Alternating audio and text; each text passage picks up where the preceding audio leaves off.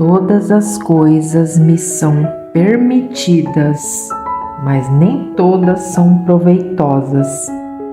Todas as coisas me são permitidas, mas eu não me deixarei dominar por nenhuma delas.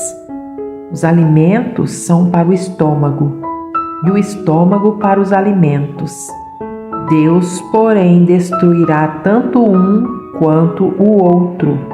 Mas o corpo não é para a imoralidade, e sim para o Senhor, e o Senhor para o corpo. Deus não somente ressuscitou o Senhor, mas também nos ressuscitará pelo seu poder. Não sabeis que os vossos corpos são membros de Cristo? Tomarei os membros de Cristo e farei deles membros de uma prostituta? De modo nenhum. Ou não sabeis que quem se une a uma prostituta torna-se um corpo com ela? Como se disse, os dois serão uma só carne. Mas quem se une ao Senhor é um espírito com Ele. Fugi da imoralidade. Qualquer outro pecado que o homem comete é fora do corpo. Mas quem pratica a imoralidade peca contra o seu corpo. Ou não sabeis que o vosso corpo é santuário do Espírito Santo, que habita em vós, o qual tendes da parte de Deus, e que não sois de vós mesmos, pois fostes comprados por preço. Por isso, glorificai a Deus no vosso corpo. E não julgará pela aparência, nem decidirá pelo que ouvir dizer, mas julgará os pobres com justiça e defenderá os humildes da terra sem parcialidade. Ferirá a terra com palavras de juízo e matará o ímpio com seu sopro. A justiça será o cinto do seu peito, e a fidelidade o cinto de sua cintura. Porque a terra se encherá do conhecimento do Senhor, como as águas cobrem o mar. Deus é a minha salvação, confiarei e não temerei. Quem tem o Filho tem a vida. Quem não tem o Filho de Deus não tem a vida. E esta é a confiança que temos nele. Se pedirmos alguma coisa segundo sua vontade, ele nos ouve. Se sabemos que nos ouve em tudo o que pedimos, sabemos que já alcançamos o que lhe temos pedido. Sabemos que todo o que é nascido de Deus não vive pecando.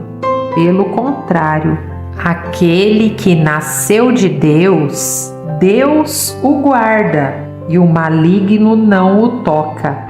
Sabemos que somos de Deus e que o mundo inteiro jaz no maligno. Sabemos também que o Filho de Deus já veio e nos deu entendimento para conhecermos aquele que é verdadeiro. E estamos naquele que é verdadeiro, isto é, em seu Filho Jesus Cristo. Este é o verdadeiro Deus e a vida eterna. Filhinhos, guardai-vos dos ídolos, porque o Senhor Deus é a minha força e o meu cântico. Ele é a minha salvação. Tirareis águas das fontes da salvação com alegria, e direis naquele dia: dai graças ao Senhor, invocai o seu nome, tornai conhecidas entre os povos as suas obras, proclamai como o seu nome é majestoso, cantai ao Senhor, porque fez grandes coisas. Saiba-se isso em toda a terra.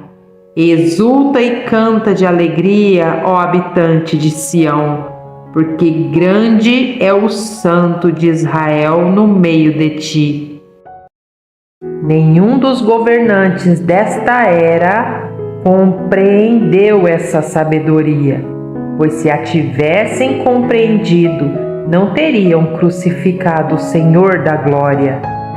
Mas, como está escrito, as coisas que os olhos não viram, nem ouvidos ouviram, nem penetraram o coração humano, são as que Deus preparou para os que o amam. Deus, porém, revelou-as a nós pelo seu Espírito. O homem natural não aceita as coisas do Espírito de Deus, pois lhes são absurdas, e não pode entendê-las, pois se compreendem espiritualmente. Mas aquele que é espiritual compreende todas as coisas, ao passo que ele mesmo não é compreendido por ninguém. Pois quem jamais conheceu a mente do Senhor para que possa instruí-lo? Mas nós temos a mente de Cristo. Pois quando alguém diz, eu sou de Paulo, e outro, eu sou de Apolo, não estais agindo segundo padrões puramente humanos? Quem é Apolo? E quem é Paulo? São apenas servos por meio de quem crestes, conforme o Senhor concedeu a cada um. Eu plantei, Apolo regou, mas foi Deus quem deu o crescimento. De modo que nem o que planta, nem o que rega são alguma coisa, mas sim Deus que dá o crescimento. O que planta e o que rega trabalham com o mesmo propósito, e cada um receberá a sua recompensa segundo o seu trabalho, porque somos cooperadores de Deus, e dele sois lavoura e edifício, mas cada um veja como constrói, porque ninguém pode lançar outro alicerce além do que já está posto, o qual é Jesus Cristo. E não sabeis que sois santuário de Deus e que o seu Espírito habita em vós? Se alguém destruir o santuário de Deus, este o destruirá, pois o santuário de Deus, que sois vós, é sagrado. Ninguém se engane.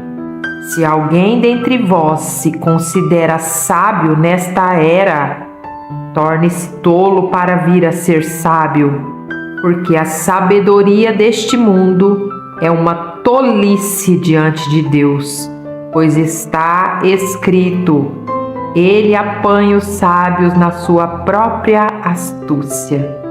E ainda, o Senhor conhece os pensamentos dos sábios que são fúteis. Portanto, ninguém se glorie nos homens, porque todas as coisas são vossas, seja Paulo, seja Apolo, seja Cefas, seja o mundo, a vida, a morte, as coisas presentes, as futuras, todas as coisas são vossas, e vós sois de Cristo, e Cristo de Deus.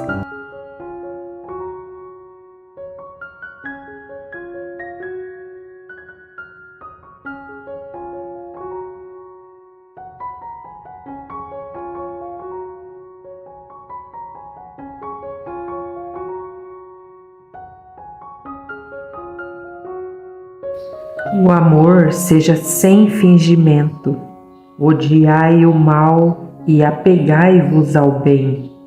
Amai-vos de coração uns aos outros com amor fraternal, preferindo-vos em honra uns aos outros.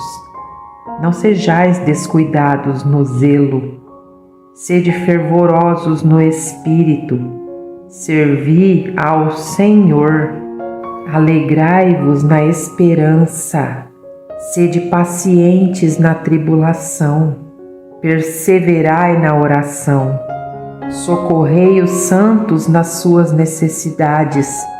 Procurai ser hospitaleiros. Abençoai os que vos perseguem. Abençoai e não amaldiçoeis. Alegrai-vos com os que se alegram. Chorai com os que choram. Sede unânimes entre vós. Não sejais orgulhosos, mas prontos a acompanhar os humildes. Não sejais sábios aos vossos próprios olhos. A ninguém devolvei mal por mal. Procurai fazer o que é certo diante de todos. Se possível, no que depender de vós, vivei em paz com todos os homens.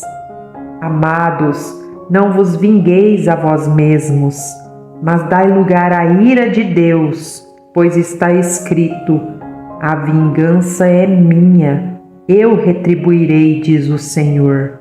Pelo contrário, se o teu inimigo tiver fome, dá-lhe de comer. Se tiver sede, dá-lhe de beber, porque se fizeres isso, amontoarás brasas sobre a cabeça dele. Não te deixes vencer pelo mal, mas vença o mal com o bem. Onde está o instruído? Onde está o questionador desta era? Por acaso Deus não tornou absurda a lógica deste mundo? Visto que na sabedoria de Deus, o mundo, por sua própria sabedoria, não o conheceu. Foi do agrado de Deus salvar os que creem por meio do absurdo da pregação. Pois enquanto os judeus pedem sinais e os gregos buscam sabedoria, nós pregamos Cristo crucificado, que é motivo de escândalo para os judeus e absurdo para os gentios. Mas para os que foram chamados, tanto judeus como gregos, Cristo é poder de Deus e sabedoria de Deus. Cristo é poder de Deus e sabedoria de Deus, porque o absurdo de Deus é mais lógico que os homens, e a fraqueza de Deus é mais forte que os homens. Irmãos, observai o vosso chamado. Não foram chamados muitos sábios, segundo critérios humanos, nem muitos poderosos, nem muitos nobres. Pelo contrário, Deus escolheu as coisas absurdas do mundo para envergonhar os sábios, e escolheu as coisas fracas do mundo para envergonhar as fortes. Ele escolheu as coisas insignificantes do mundo, as desprezadas e as que são nada, para reduzir a nada as que são, para que nenhum mortal se glorie na presença de Deus. Mas vós sois dele, em Cristo Jesus, o qual da parte de Deus se tornou para nós sabedoria, justiça, santificação e redenção, a fim de que, como está escrito, quem se gloriar, glorie-se no Senhor.